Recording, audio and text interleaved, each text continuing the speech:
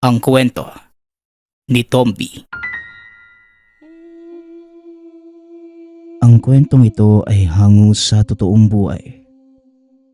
Mula ito sa isa nating tagapakinig. Naitago na lang natin sa pangalang Toto. Walang eksaktong taon. Santa Monica, Dumalag, Capiz. Nagsimula ang ating kwento sa isang maliit na baryo sa kabundukan ng Dumalag. Isinilang sa mahabang angka ng mga manggagamot itong si Toto. Bunsong lalaki sa 10 magkakapatid.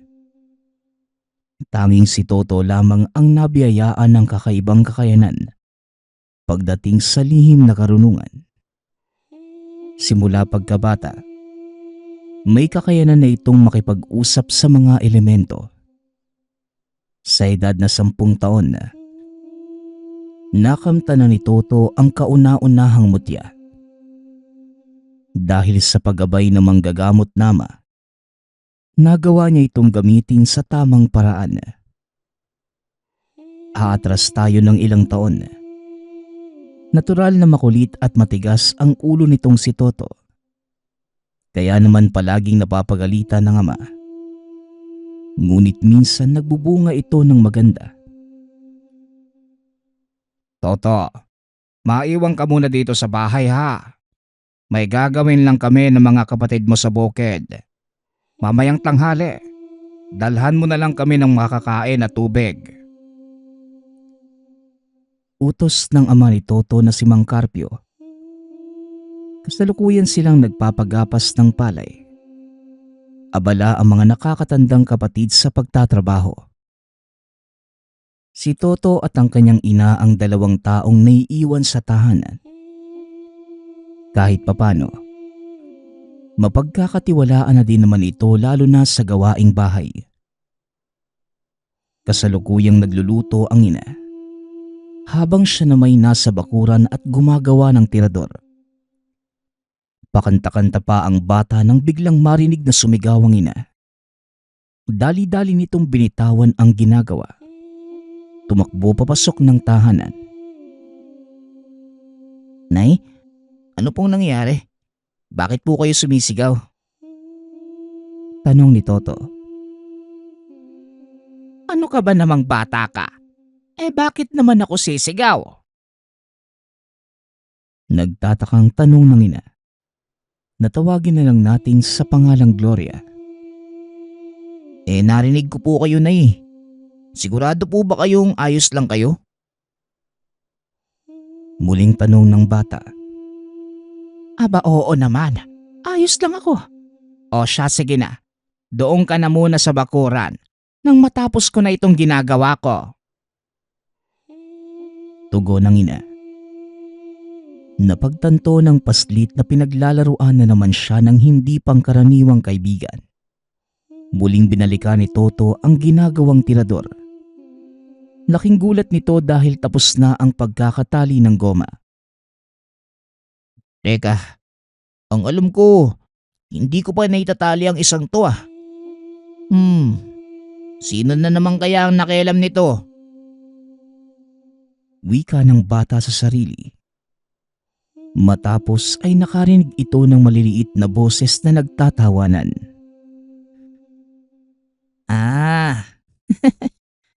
Alam ko na. Salamat mga kaibigan ha. Muling wika ng bata. Toto, sinong kausap mo dyan? Wika ni Aling Gloria. Nagulat si Toto nang biglang marinig ang boses ng ina. Nay, wala naman po. Tapos na po bang ihanda yung tanghalian nila tatay? Medyo mataas na po yung araw eh. Paniguradong gutom na yung mga yun. Tanong ni Toto. Napangiti na lang si Aling Gloria sa naging reaksyon ng anak.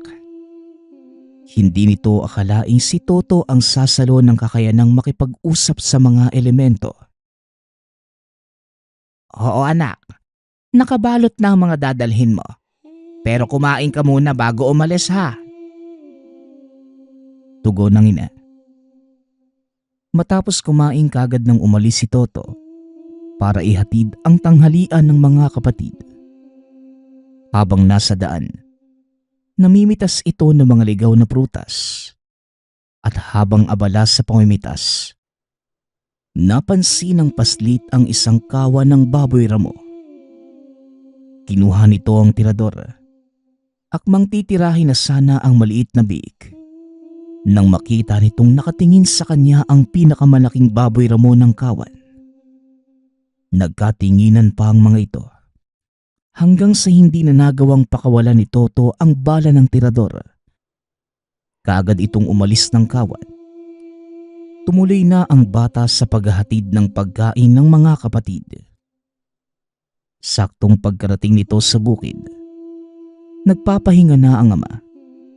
Samantalang ang dalawang kapatid na lalaki naman patuloy sa paghakot ng mga nagapas na palay. Dinadala ito sa kanilang kubo. O tay, kumain na po muna kayo. Tutulungan ko lang sila Manong Nonoy sa paghakot ng palay. Wika ng bata. Ngulit kagad itong pinigilan ng ama. Hindi na Toto. Halika dito. Maupo ka sa tabi ko. Tugon ng matanda. Bakit po? Mukhang kailangan ng tulong nila Manong Tanong ni Toto. Hayaan mo lang sila. Parusa yan sa kanila. Dahil hindi nila nagawa ng maayos ang mga obligasyon sa bahay. Isa pa, may gusto kong itanong sa'yo. Ano po yun, tay? Gusto kong malaman. Nakikipag-usap pa din ba sa'yo ang mga kaibigan mong engkanto? Paminsan-minsan na nga lang po Kasi malaki na daw po ako. Ganun ba? O sige, yun lang ang gusto kong malaman. Tawagin mo na mga kapatid mo nang makakain na. Pag-uusap ng dalawa. Nag-aalala ang matanda. Dahil alam niyang balang araw, mawawala ang kakayanan ni Toto at kukunin itong pagkakataon ng mga masamang elemento upang sakupin ang katawan ng bata. Matapos ang gawain sa bukid, kagad nang umuwi ang magkakapatid. Nagpaiwan sa kabisera si Mang Carpio upang kausapin ang pinsan nitong si Celso. Mukhang unti-unti nang nawawala ang kakayanan ni Toto. Kagaya ng sinabi mo, Manong. Sinabi ko na sa'yo, di ba? Darating ang oras na yon at kailangan mong paghandaan. Delikado kapag tuluyang nawala ang kakayanan niya. Dahil magmimistulan siyang bukas na silid. Maaaring sakupin ng masamang elemento ang kanyang katawan. Kahit papano, napaghandaan ko din naman ito, Manong. Kaso ang inaalala ko, limitado din ang kakayanan ko para pigilan ng mga mangyayari. Kung ganon, iisang paraan na lang ang alam ko. At yon ay tuluyang isuko si Toto. Pag-uusap ng dalawa. Ang tinutukoy ni Lolo Celso ng mga sandaling yon ay tuluyang buksan ang kakayanan ni Toto. Isinara ni Lolo Carpio ang kakayanan ng paslit para malimitahan ang pakikisalamuhan nito sa mga elemento at makapamuhay ng kagaya sa normal na mga bata. Ngunit ngayong tumatanda na ito, alam nilang imposibleng mapigilan ang mga maaaring mangyari kung sakaling mawala ang proteksyong bigay ng mga kaibigan ng bata. Sa palagay ko, wala na nga tayong pagpipilian. Hayaan mo't kakausapin ko si Gloria. Alam kong papayag yon. Dahil ito lang ang tanging paraan para mailigtas si Toto sa tiyak na kapahamakan. Wika ni Mang Carpio. Matapos ang pag-uusap ng magpinsan, nagkasundo ang mga itong tuluyang buksan ng kakayanan ni Toto. Kinausap din ni Mang Carpio ang asawa at pumayag naman ito. Itinapat nila ang pagsasagawa ng ritual sa Biyernes Santo. Tinanggal ni Mang Carpio ang lahat ng proteksyon ni Toto. Inihiga ito sa pinakasentro ng kagubatan. Hindi na nagtanong si Toto sa kung anong gagawin ng mga nakakatanda. Basta na lamang itong sumunod sa mga sinasabi nila. At hindi na malaya ni Toto na unti-unti na lang siyang nakatulog. Hindi alam ni Toto ang mga nangyari na mga sandaling yon. Ngunit pagkagising nito, kakaiba ang gaan ng pangangatawan. Mabuti naman at nagising ka na. Kumusta pala ang pakiramdam mo? Tanong ni Mang Carpio. Ayos lang naman po, tay. Mas magaan kaysa dati. Siguro kasi nakatulog ako. Ano po bang ginawa niyo, tay? Bakit niyo naman ako pinatulog dito? Tugon ni Toto. Sa ngayon, hindi mo pa lubusang mauunawaan ng lahat. Pero pagdating ng panahon, malalaman mo ang kahalagahan ng ritual na ito. Wika ni Mang Carpio. Hindi naman na nagtanong pa si Toto. Malaki ang tiwala nito sa ama. Hindi rin lingid sa kanyang kaalaman na iba siya kesa sa ibang kabataang kasing edad niya. Siya nga pala, Toto. Heto, tanggapin mo. Isa itong mutya na nagmula sa baboy ramo. Lalo nitong palalakasin ng iyong espiritual na lakas. Magagamit mo din ito para labanan ang mga masasamang elementong maaaring gumambala sa iyo. Wika ni Mang Celso, habang isinusuot sa bata ang isang kwintas na gawa sa malaking pangil ng baboy ramo. Sa paglipas ng mga taon, mas lalo pang pinalakas ni Mang Carpio ang bata hanggang sa tumuntong ito sa edad na 15. Dito niya unang nagamit ang kakayanang taglay ng tangang mutya. Pista sa lugar. Dumayo ng sayawan ang binata kasama ang pamangkin na si JR. 10 taong gulang pa lamang ito at simula nang dumating galing sa Maynila, si Toto na ang laging kasama nito. At dahil binata, nasa mga dalaga ang atensyon. Kasalukuyang nakikipagsayawang binata nang mapansin ng pamangkin na may mga kalalakihang nakatitig sa kanya. Pagkatapos makipagsayaw, nagaya itong lumabas ng sayawan. Uminom ng soft drinks at dito sinabi ni JR ang nakita. Uncle, may mga kalalakihang nakatingin sa'yo kanina habang nakikipagsayaw ka dun sa mga babae. Wika ng bata. Hayaan mo lang sila, Je. Ganyan talaga. Hindi maiiwasan ng mga inggit. Pero hindi naman nila ako gagalawin eh. Tugon ni Toto. Muling nakita ni JR ang mga kalalakihan at sa pagkakataong yon, papunta ito sa kanilang kinaroroonan. Ayan na sila, Uncle. Anong gagawin natin? Tanong ng paslit. Nanuoy takot na takot. Huwag kang mag-alala. Hayaan mo lang silang lumapit. Kagaya ng sinabi ko sa'yo, hindi naman nila ako magagalaw eh. Tugon ni Toto. Patuloy lang sa pag-inom ng soft drinks ang binata nang bigla siyang sitahin ng isa sa mga kalalakihan.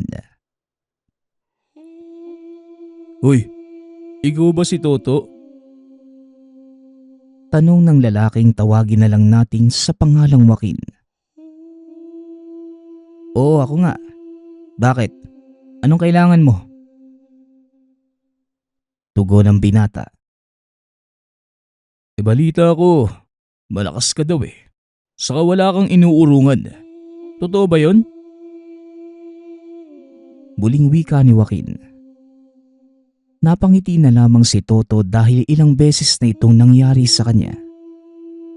Madalas na pagdidiskitahan ng binata dahil sa kakisigan nito. Mukhang mali ka nang narinig pero ikaw, kilala kita. Hindi ba ikaw si Joaquin? Pamangkin ng isa sa mga konsehal sa bayan? Tugon ni Toto. Mabuti naman at kilala mo pala ako. Alam mo bang nililigawan ko ang babaeng kasayaw mo kanina? Ganun ba? Pasensya ka na. Hindi ko alam eh. At di ko naman siguro kasalanang makipagsayaw sila sa akin. Sige Joaquin kailangan ko nang umuwi. Tugon ni Toto. Pinili nitong umalis sa lugar. Dahil maraming tao at paniguradong magkakaroon ng gulo. Nagsimulang maglakad ang dalawa palayo para na din makaiwas sa gulo. Ngunit laking gulat ni Toto dahil sinundan siya ng grupo ni Joaquin. Huminto ang binata sa gitna ng daan. Nilingon ng mga ito. Sinabihan din si JR na tumayo sa gilid ng daan. Magtago ka muna doon sa ugat ng puno. Huwag kang lalabas hanggat hindi ko sinasabi Wika ni Toto. Matapos kausapin ang pamangkin, hinarap nito ang grupo ni Joaquin. Nanuoy ng gagalaiti na sa galit sa hindi malamang dahilan. Ako na nga yung umiwas, di ba? Bakit pa ninyo ako sinusundan? Tanong ng binata. Alam mo bang walang nang babastos sa akin ng ganun? Sino ka para talikuran ako habang kinakausap kita? Tugon ni Joaquin. Alam mo Joaquin, ayoko sana ng gulo eh.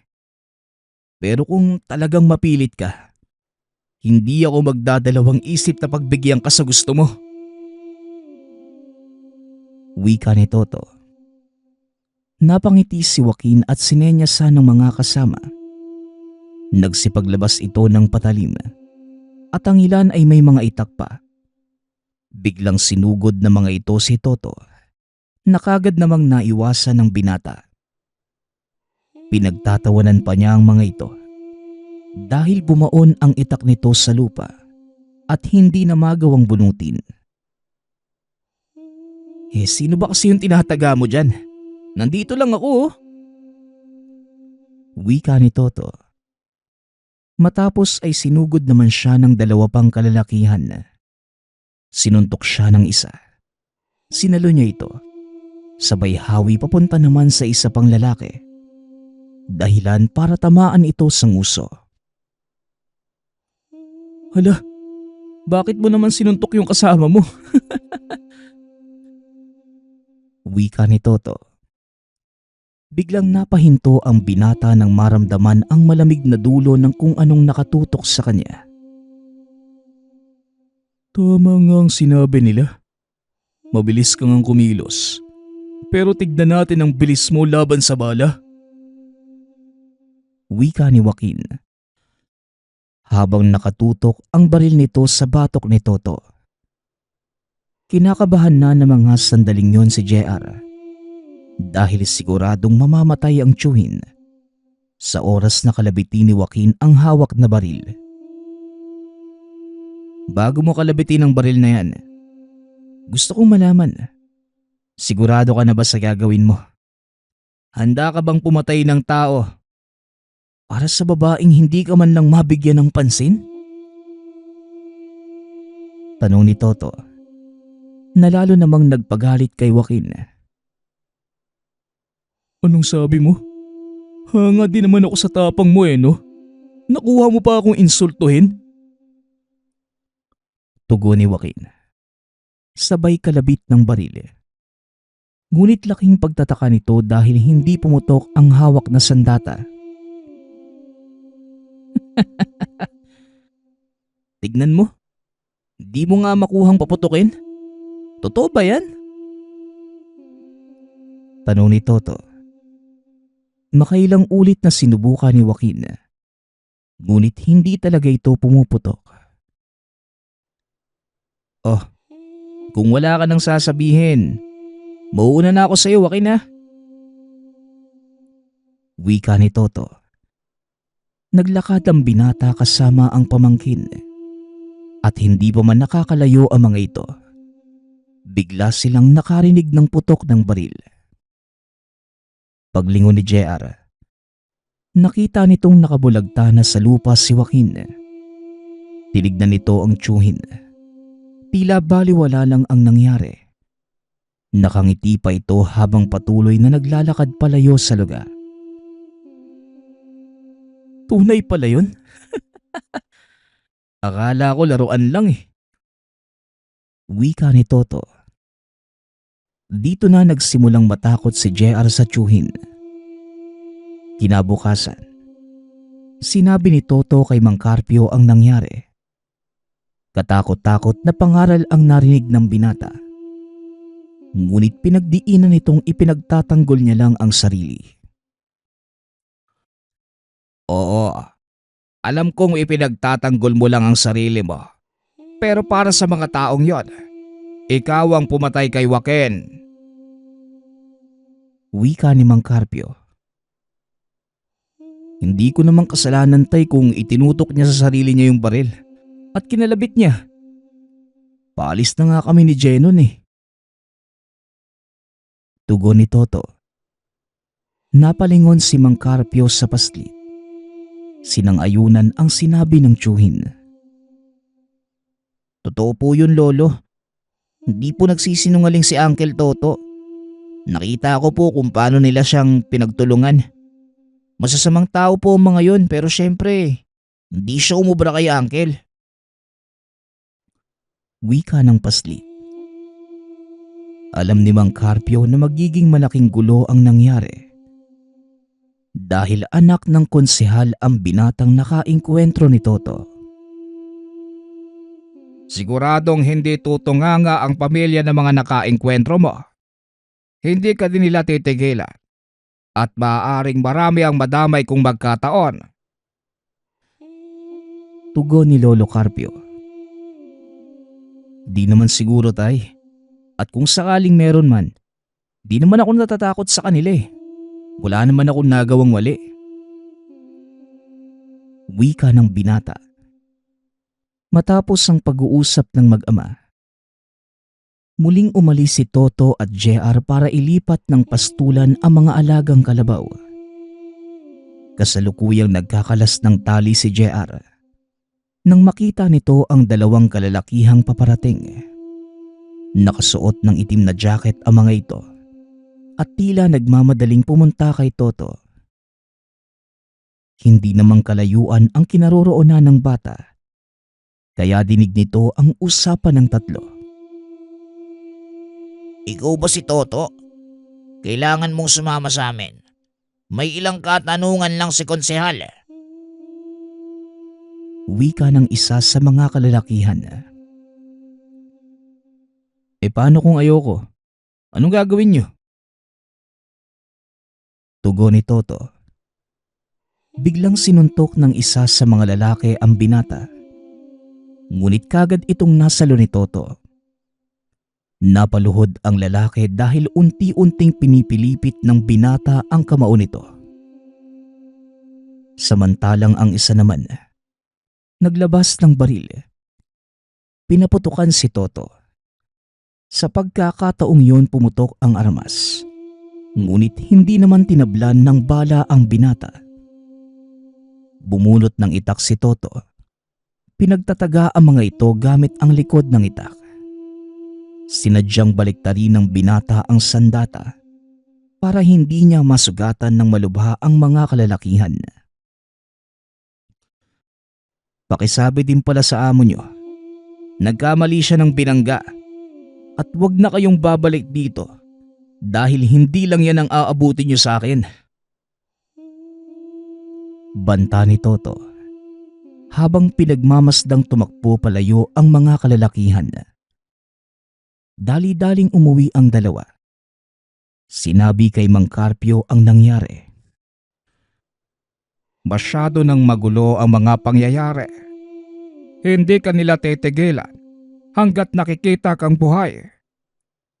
Kaya ang mabuti pa, Toto, magpakalayo-layo ka muna.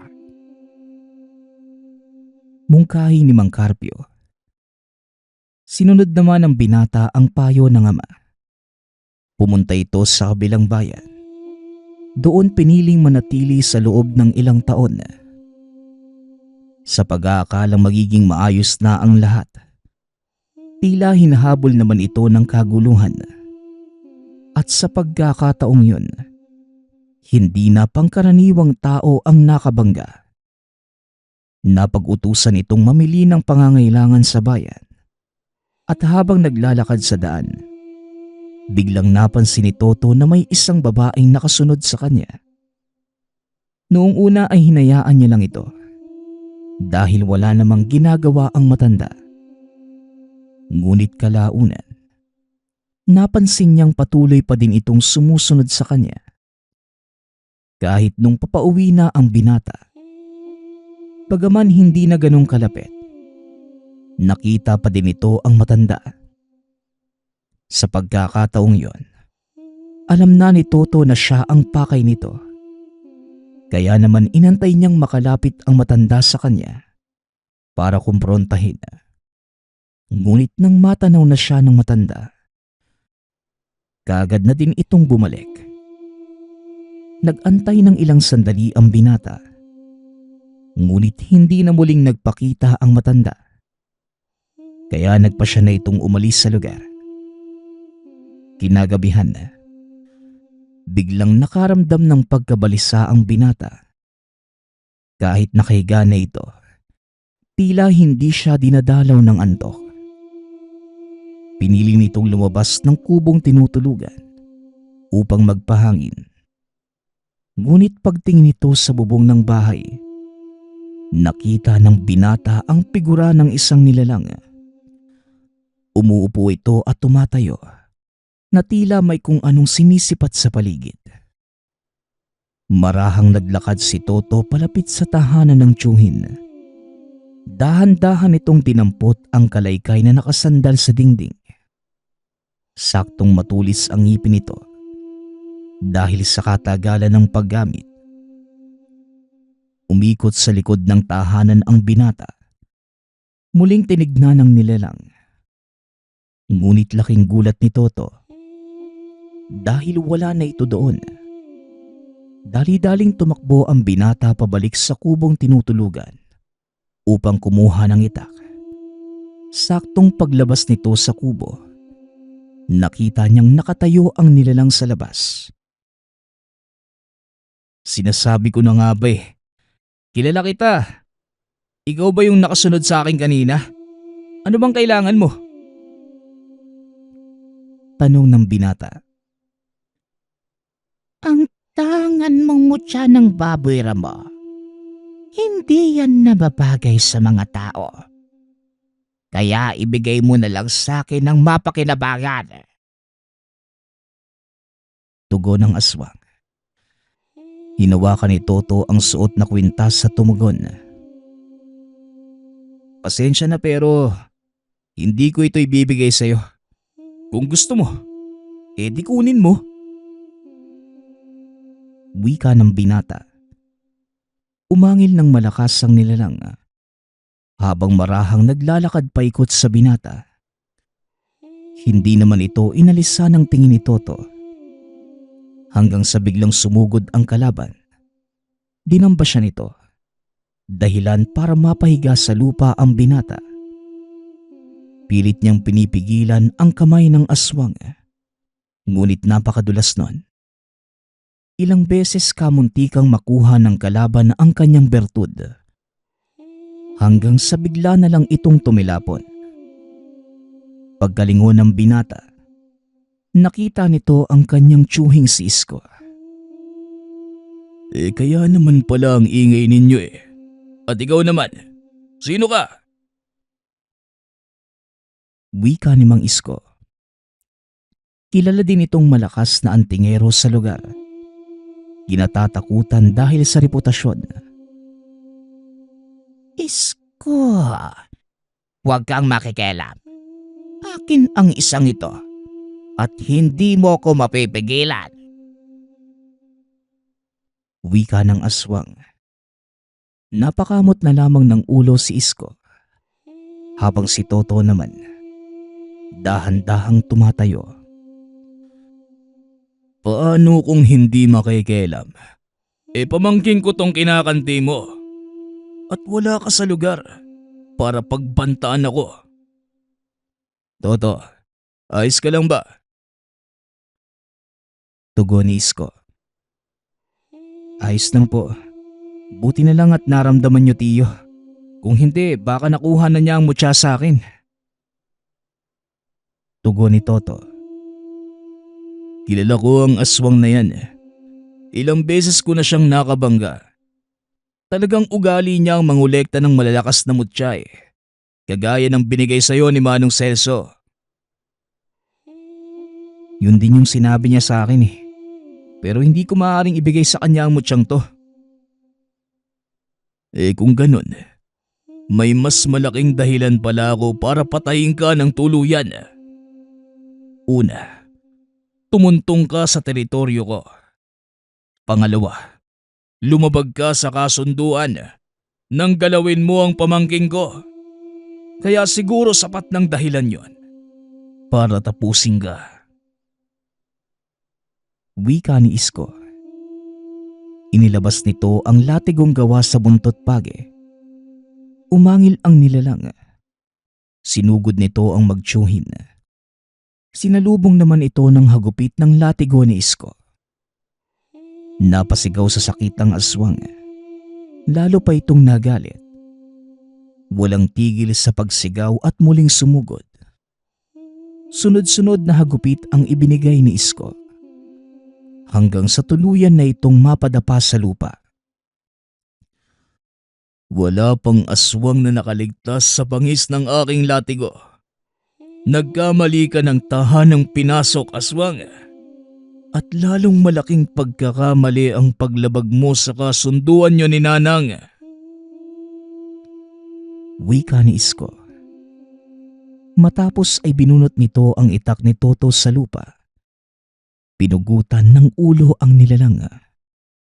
Inilagay niya ito sa sako at sinabihan si Toto na kumuha ng mga tuyong kahoy.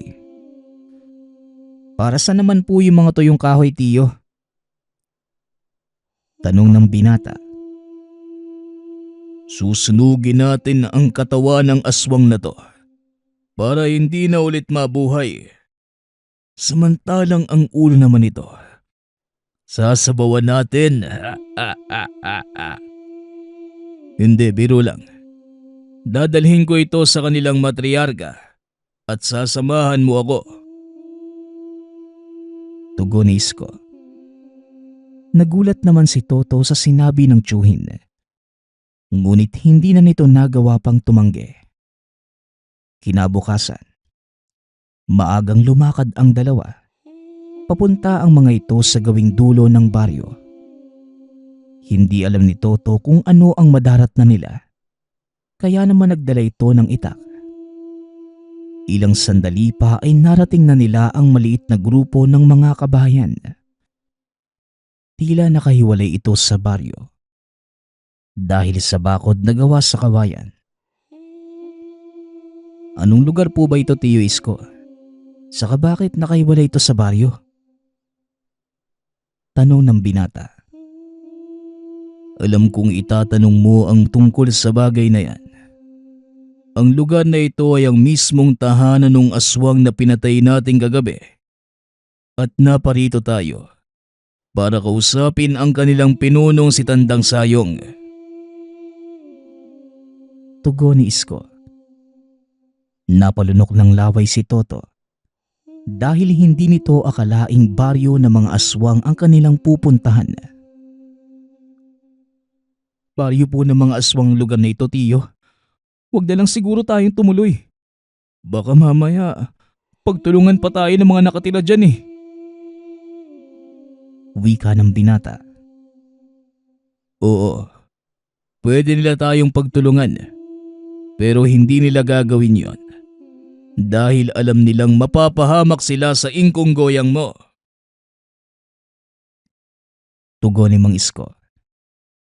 Patuloy silang naglakad papasok. Sa bukana pa lamang, ramdam na ni Toto ang masamang enerhiya ng mga taong nakatitig sa kanila. Huminto silang dalawa sa tapat ng isang kubo.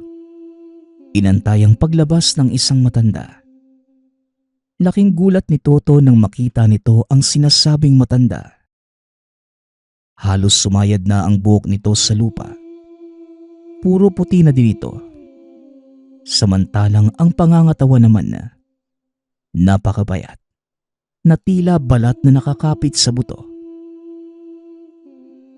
Mukhang may nagawa na naman sa'yo ang isa sa aking mga kalahi. Ano na naman yon sa pagkakataong ito, Isko? Tanong ng matanda. Iniabot ni Isko ang dalang sako. Sinalakay kagabi ng aswang na yan ng pamangking ko. Pinagbantaan kaming patayin.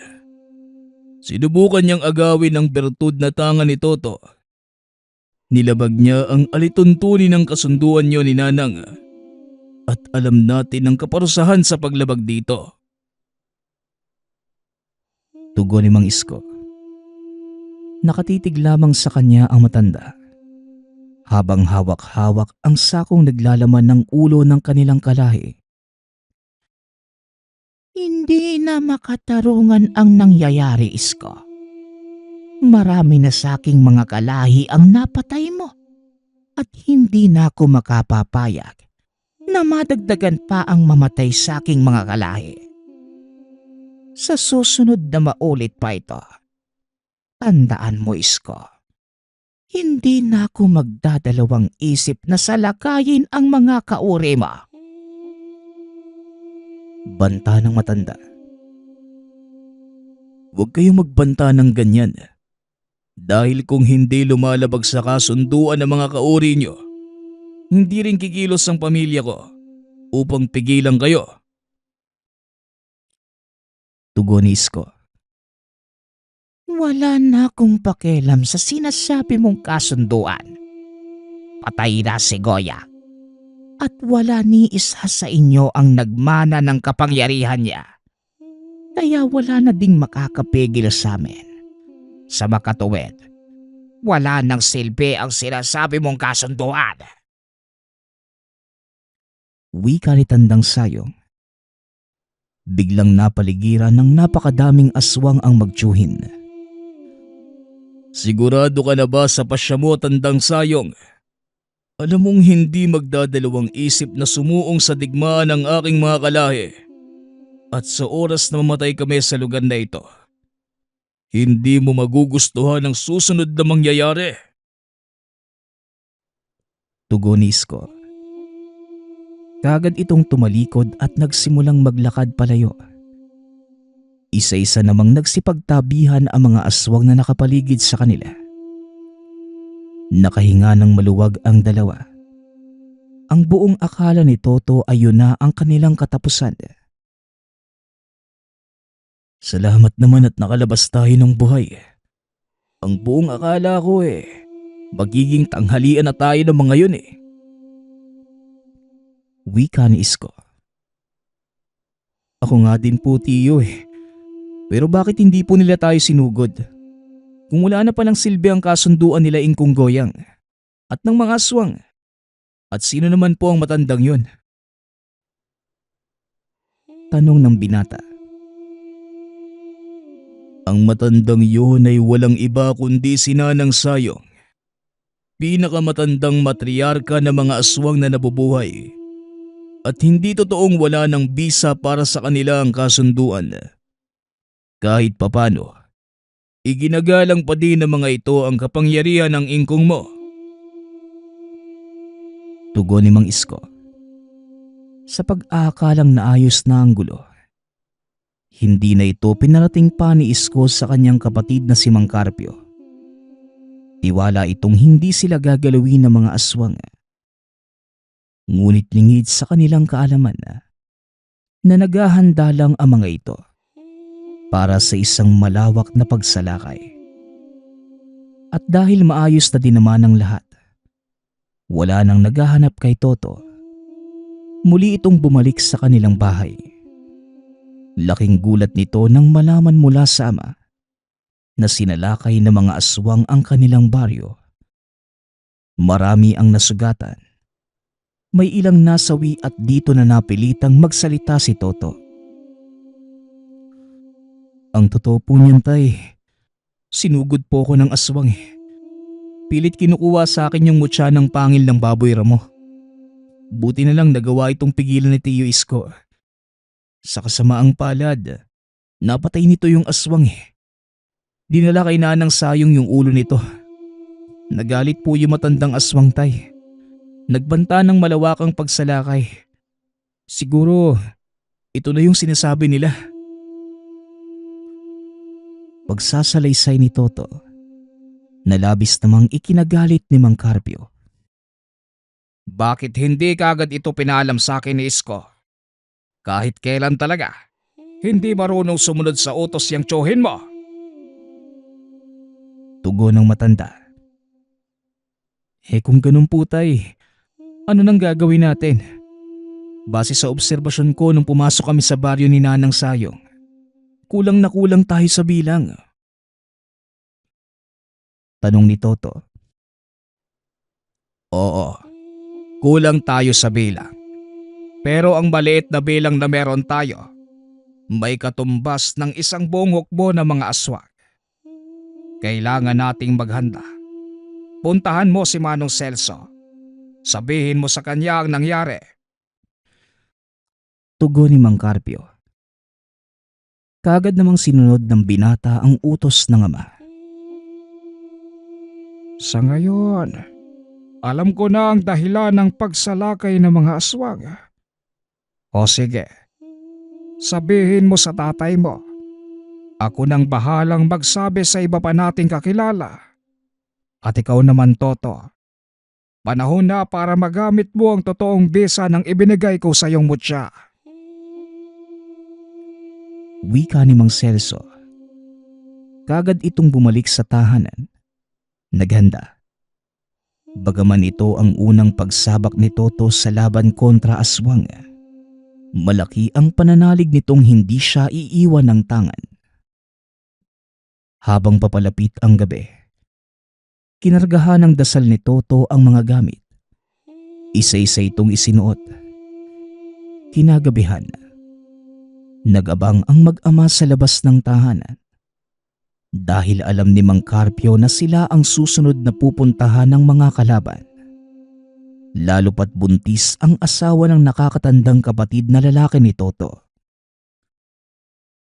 Manatili kang alerto, Toto. Dahil hindi natin alam kung saan magmumula ang kalaban. Wala din tayong ibang aasahan dito kundi tayong dalawa lang. Si Tio Celso mo, kailangan niya ding protektahan ang kanyang sakop.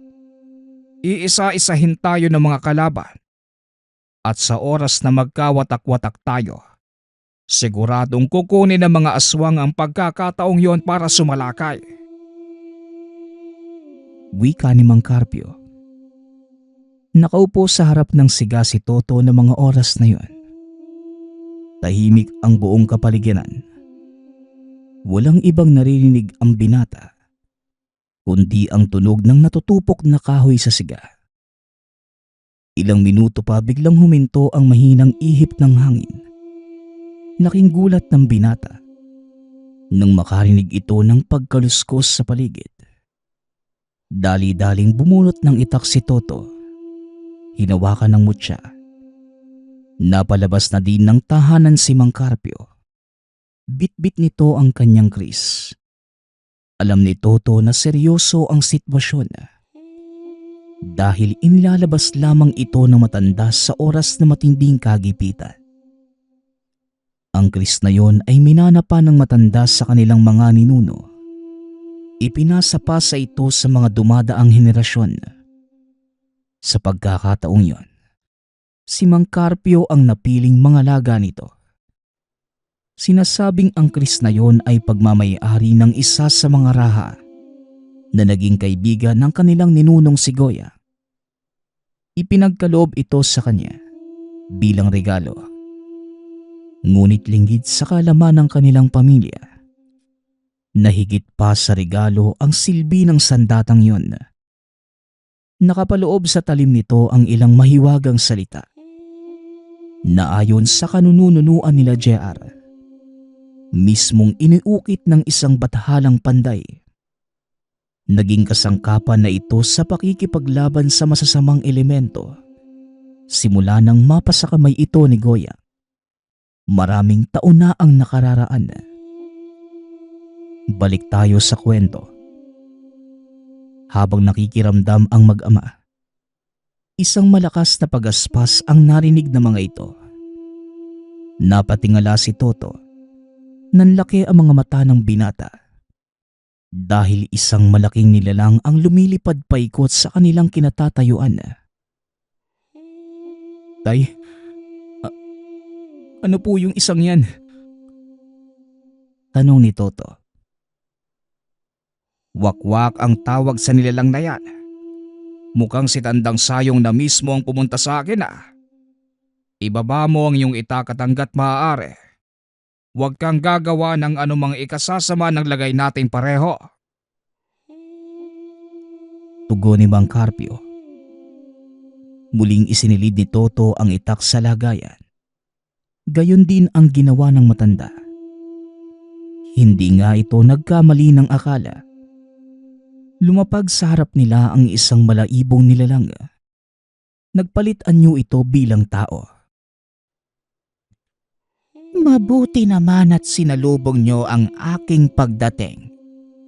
Carpio, alam mo naman na siguro ang nangyari, hindi ba? Wika ng matanda. Oo, Nanang Sayong. Alam ko ang nangyari. Hanggat maaari iniiwasan ko ang anumang gulo sa pagitan ng ating mga angkan. Ngunit isa sa mga kalahi mo ang nangahas na salakayin ng aking anak. Sa tingin mo, ano ang magiging hakbang ng isang ama? Tugon ni Mang Carpio. Nauunawaan ko ang iyong hinaing. Ngunit hindi na ako makakapayag pa na isa na naman sa aking mga kalahi ang malagas. At sa kasamaang palad, napatay ng kapatid mo ang isa sa mga kasama ko. Ginawa lang ni Isko ang nararapat. Dahil kung hindi siya dumating sa tamang oras, wala na ang anak ko. Ngayon, Nanang Sayong, timbangin mo ng mabuti ang sitwasyon. Isipin mo ang ginagawa mo ngayon. Hindi ba pagbali sa kasunduan natin ang nangyayari? Humihingi ako ng tawad sa ginawa ng aking kalahi. Ngunit hindi ibig sabihin nun, tinatanggap ko ang ginawa niyong pagpatay sa kanya. Dahil wala na si Tandang Goyang, bali wala na din sa amin ang ginawa niyang kasunduan. Tugon ng matanda. Naglabasan mula sa sukal ang napakadaming aswang. Hindi inaasahan na sa kanilang lugar magtitipon ang ganong kadaming kalaban. Nang mga sandaling yon, nanonood lamang si JR habang yakap-yakap ng isa sa mga tiyahin nito. Napalingon si Mang Carpio sa paslit. Muling nagsalita. Oo, tama ka. Wala na nga si Ingkong Goyang. Ngunit hindi ibig sabihin nun na wala na ng tuluyan ang kanyang legasiya. At hindi kami makakapayag na baliin niyo ang ginawang kasunduan. Tatayo kami at lalaban para mailagay kayo sa dapat niyong kalagyan. Wika ni Mang Carpio. Muli nitong binunot ang sandata. Itinarak sa lupa. Nagsipag-atrasan ang mga aswang. maging si Nanang Sayong. Dahil alam nito ang kapangyarihang taglay ng Kris ni Mang Carpio. Ngayon, kung talagang malakas ang loob ninyo at buo na ang desisyon, sige, magsipagsugod na kayo. Paghamon ni Mang Carpio, wala ni isa sa mga aswang ang kumilos, maging si Toto na mga sandaling yun. Nag-aantay ng pagsalakay mula sa mga kalaban. Napagtanto ni Mang Carpio na hindi kikilos ang mga aswang kung walang utos mula sa kanilang pinuno. Nasa atin ang lahat ng dahilan na maghigante. Bakit hindi kayo kumikilos? Wika ng matanda sa mga kasamahan. Patawad, Tandang Sayong. Iginagalang pa din namin ang kasunduan sa pagitan natin at ng angka ni Goyang. Ako 10 ng aking mga kaanak. Hindi lalaban. Wika ng isa sa mga kasama ng matanda. Nagsipag-atrasa na din ang ilan pa sa mga kasamahan nito. At tanging naiwan sa lugar ay ang pamilya na matandang matriarka. Napangiti si Mang Carpio dahil iilan na lamang ang kanilang sasagupain. Sa ngayon, Tandang Sayong, itutuloy pa din ba natin ito? O tuluyan na lang ibabaon sa limot ang lahat ng nangyari? Tanong ni Mang Carpio. Ngunit buo na ang pasya ni Nanang Sayong. Bigla nitong itinaas ang kamay na siya namang naging hudyat para sumalakay ang mga natitirang kaanak. Toto, oras na para ipamalas mo ang kakayanan ng mutsyang hawak mo. Wika ni Mang Carpio. Hinawakan ni Toto ang mutya. Binunot ang itak. Nang makalapit sa kanya ang isa sa mga kalaban, bigla itong tumilapon palayo kahit na walang ginagawa ang binata. Sunod-sunod na umatake sa kanya ang mga aswang. Ngunit hindi nila magawang hawakan si Toto. Napangiti na lamang si Mang Carpio dahil naging malinaw ang totoong pakay ni Tandang Sayong. Talagang habol nyo ang bertud na taglay ng mutsyang tanga ng anak ko, ano? Pero pasensya na. Kumikilala ng Panginoon ang mutya, kaya imposibleng makuha nyo ito kay Toto. Wika ni Mang Carpio. Sinugod naman ito ng isa sa mga kaanak ni Tandang Sayong. Dali-daling pinunot ng matanda ang Kris sa pagkakatarak. Direktang hiniwa ang katawan ng nilalang. Nanlaki ang mga mata ng kalaban dahil tuluyang natupok ang katawan ng aswang na yon. Ang anumang elemento na masugatan ng sandatang ito, tuluyang magiging abo at ang kaluluwa nito, kakainin ng mismong talim. Kaya ngayon, kung gusto nyong maging pagkain ng Kris ko, sige lang. Magsipagsugod kayo! Wika ni Mang Carpio. Nanggagalaiti na sa galit si Tandang Sayong na mga sandaling yon. Alam niyang matatalo sila sa labanan. Kaya nagpasya na itong tumakas. Ibinato naman ni Mang Carpio ang sandata papunta sa matanda. Sa kasamaang palad, daplis lamang ang tama nito. Ngunit natupok ang kanang braso ng matanda na kagad namang pinutol. Makaligtas ka man sa kamatayan sa kamay ko, pero tutugising ka ng aking mga kalahi para ilagay sa dapat mong kalagyan. Wika ng matanda. Sa kabila ng pagtakas ng pinuno, maraming aswang ang naiwan at piniling makipaglaban. Nakikita ni Mang Carpio at JR ang kakayanang taglay ni Toto. Halos katumpok na ang mga aswang na namamatay sa kanyang mga kamay. Ngunit patuloy pa din ang pakikipaglaban ng mga aswang. Ito ba? Ito ba ang gusto niyong mangyari? ang tuluyan kayong maubos? Pwes kung ganon, ibibigay ko yun sa inyo. Wika ni Toto. Muling sinagupa ang mga papasugod na aswang. Pinili naman ni Mang Carpio na puntahan si JR para protektahan ito. Muli niyang nilingon si Toto. Inihagis ang hawak na Chris. Toto, saluhin mo! Sigaw na matanda. Saktong paglingon ng binata, paparating na ang inihagis na sandata ng ama. Pagdapo nito sa kanyang palad, direkta nitong tinaga ang isang aswang.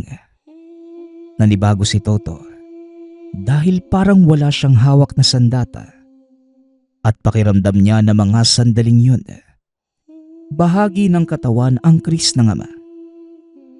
Sunod-sunod na pag-atake ang sinalubong ng binata sa mga aswang. Ang ilan ay nagtangkapang tumakas, ngunit tinugis ito ng binata at tuluyang napatay. Pagkabalik ni Toto, punong-puno ng dugo ang katawan na nagmula sa mga aswang. Papasikat na din ang araw na mga sandaling yon, kaya alam nilang ligtas na sila. Mahusay, Toto. Pinatunayan mo lang na isa kang ang henerasyon ni Juan Domog. Wika ni Mang Carpio. Magsasalita pa sana ang binata, ngunit bigla itong nakaramdam ng panghihina. Tuluyang nawala ng malay. Dali-daling tumakbo si JR upang tignan ang lagay ng tiyuhin. Huwag kang mag-alala. Nawalan lang siya ng malay dahil sa sobrang pagod. Ito ang unang beses na ginamit niya ng sabayang Chris at ang pangil ng baboy ramo. Hindi ko alam kung ano ang mangyayari sa kanya. Pero alam kong yon lang ang paraan para matalo ang mga aswang. Wika ni Mang Carpio kay JR. Sa edad na 10 taon, nauunawaan nito ang bigat ng kanilang kinalalagyang sitwasyon. Sana po maging maayos lang si Uncle Lolo. Tugon ng paslit. Alam ni Mang Carpio na maaaring manganib ang buhay ni Toto sa oras na ipagamit nito ang Chris. Dahil kukunin ng sandata ang kalahati ng kanyang kaluluwa. Gayunpaman, wala itong pinagsisihan sa naging pasya. Dahil kalakip sa katungkulan ni Toto ang pagbubuwis ng buhay. Mapanatili lamang ang balanse. Makalipas ang ilang taon, kinailangang bumalik ni JR sa Maynila para doon ituloy ang pag-aaral ng sekundarya. Ngunit bago ito umalis, may iniabot sa kanya si Toto. Gusto kong mapasayo ang kaputol ng pangil na ito, Je.